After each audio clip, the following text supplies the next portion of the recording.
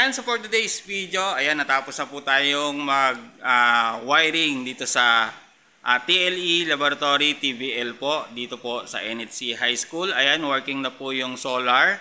Ang technology po na kinabit po natin is solar off-grid. Ayan, working na po yung tatlong electric fan plus dalawang ilaw. So, ayan, pakita ko po sa inyo kung paano ko po siya winiringan.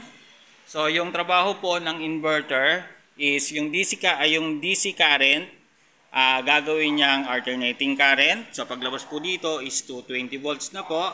Tapos, ito po yung switch ng ating ilaw na 220 volts. Tapos, nagkabit po tayo ng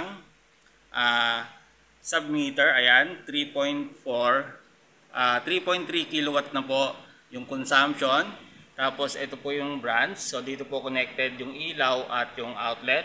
So, kapag in-off ko po yung sa ilaw, is automatically na mag-off po yung ilaw po natin. Ganun rin po yung outlet, no? So, yung mga electric fan po is mag-shutdown o mag-shut off kasi nakababa po sa circuit breaker. So, ganun po natin siya ginawa para always safety first po, no?